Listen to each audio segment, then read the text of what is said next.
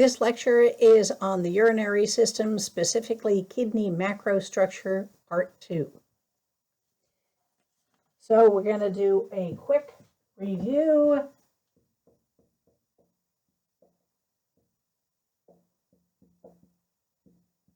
Each kidney has 3 parts. I hope you remember this now. You have the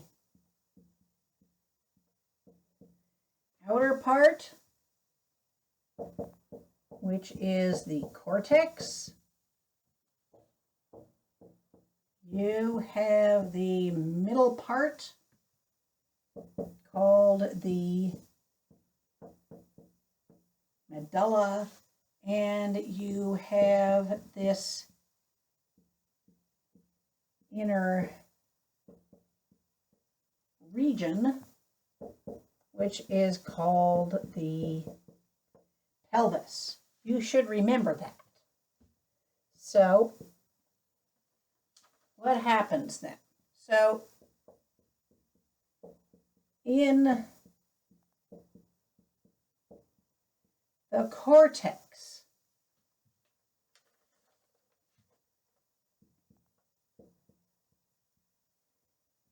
blood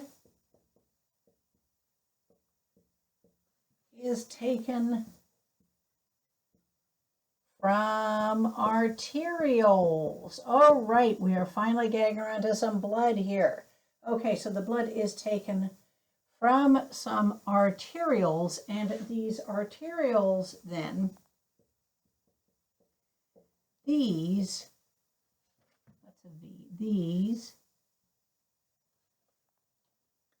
have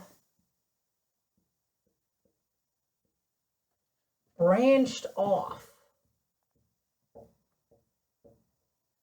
from the renal artery. So we have these arterioles which are branched off from the renal artery.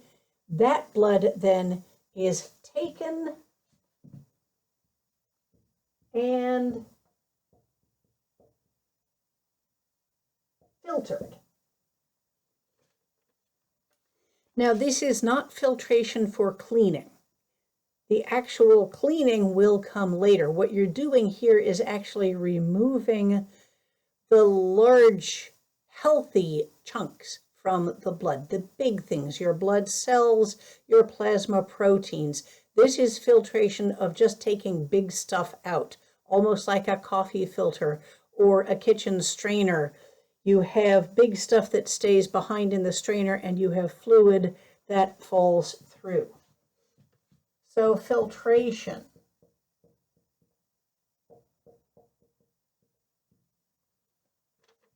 then involves having the blood pass through some thin membranes. These thin membranes act as the strainer.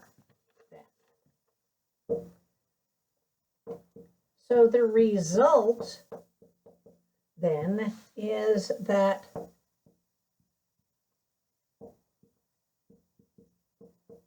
large objects that is to say blood cells and blood proteins. And keep in mind here that proteins are much larger molecules than water molecules, or than most molecules, to be honest. So, relatively speaking, proteins are large molecules. You may think of molecules as being small, but proteins are big for molecules. So the result is that your large objects like your blood cells and your blood proteins, these don't pass through the membranes.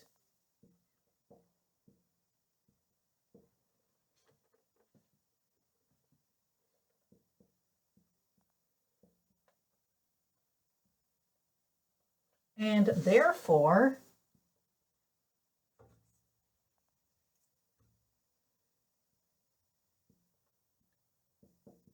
remain in the blood, which is what we want. Blood cells and blood proteins are useful to us. The blood gets to keep them.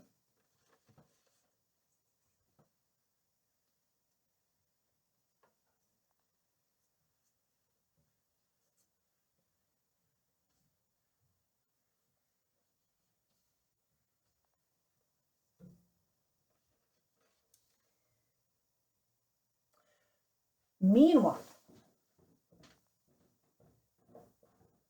water, glucose,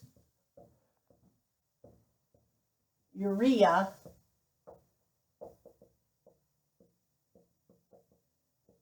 amino acids, and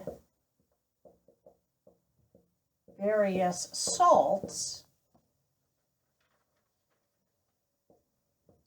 these are all small enough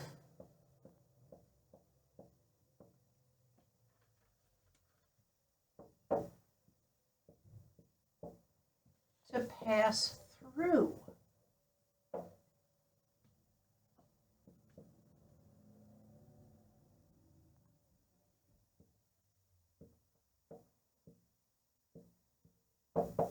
The membranes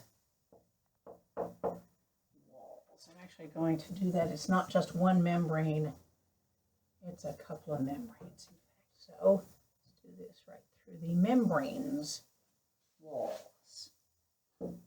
So you have this fluid that passes through the membranes walls. The big stuff stays behind. The small stuff, the water, glucose, urea, and so on, passes through. And now you have this new fluid at the other end of this filtering process now. And this new substance made up of the fluids that passed through the filter, this new substance is known as filtrate. So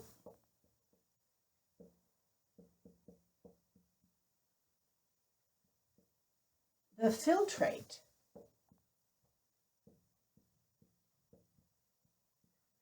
then enters a long tubule called the renal tubule. There's a nice easy name to remember.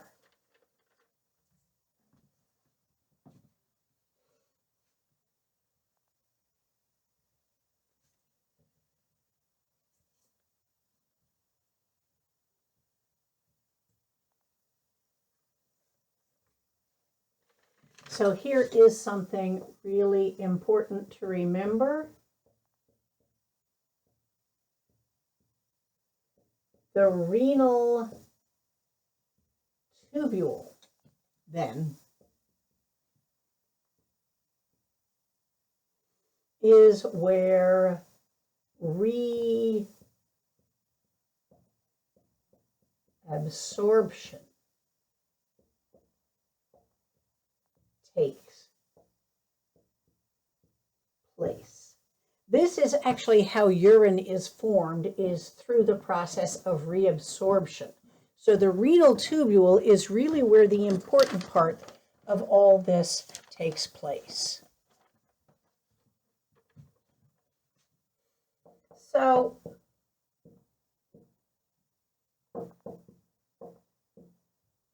the renal tubule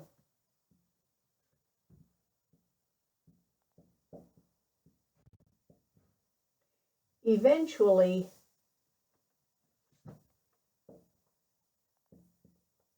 forms a hairpin shaped formation. And what I mean by that is something that goes like this, like an old-fashioned hairpin. So it makes a hairpin shaped formation. I'll put a comma there, called the loop of Henle. And there is a sort of cartoon version of the loop of Henle. And most of the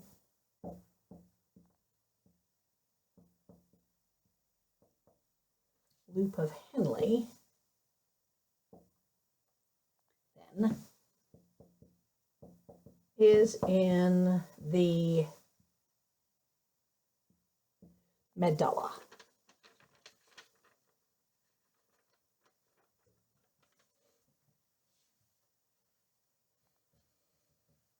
So as the filtrate passes through the renal tubule, including that portion of the renal tubule known as the loop of Henle, that is where the process of reabsorption takes place. What happens here basically is that all of the stuff that you want to keep, the sugars, the salts maybe, the amino acids, and so on, those things will be reabsorbed back into your blood.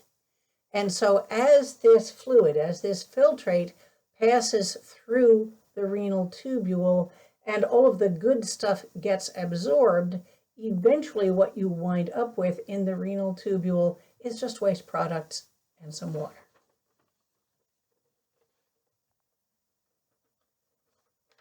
So most of the loop of Henle, that portion of the renal tubule then, is in the medulla. So then after reabsorption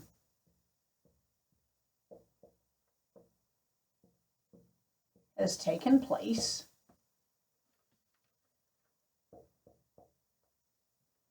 so all the good stuff has been taken out then,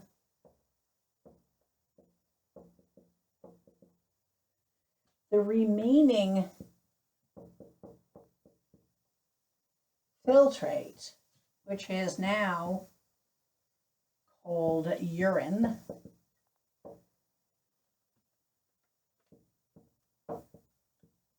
enters a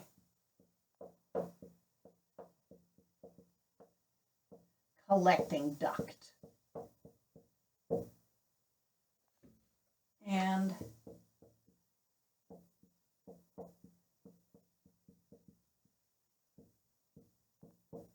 the collecting duct leads from the medulla into the pelvis. So you have the reabsorption taking place in the medulla. Then the urine enters these collecting ducts in the medulla, and the urine flows into the renal pelvis.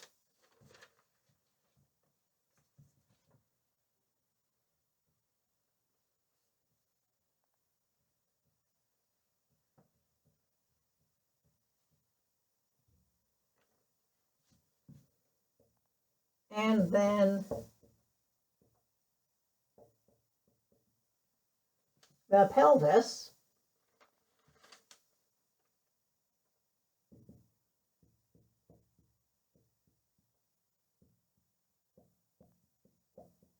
is the cavity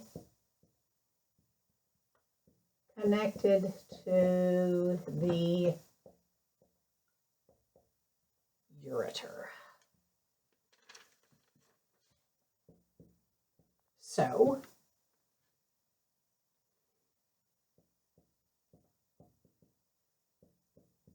urine travels like this from the collecting ducts in the medulla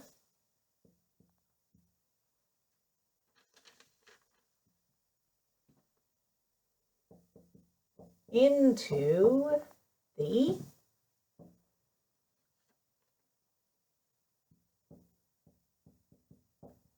cavity that makes up the pelvis.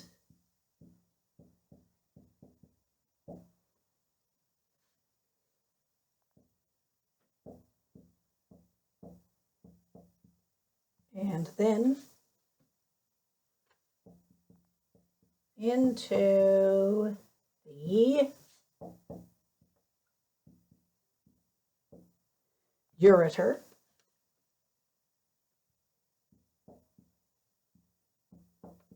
then the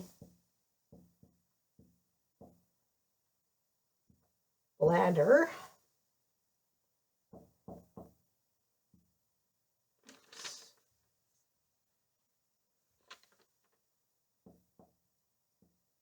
then the urethra, and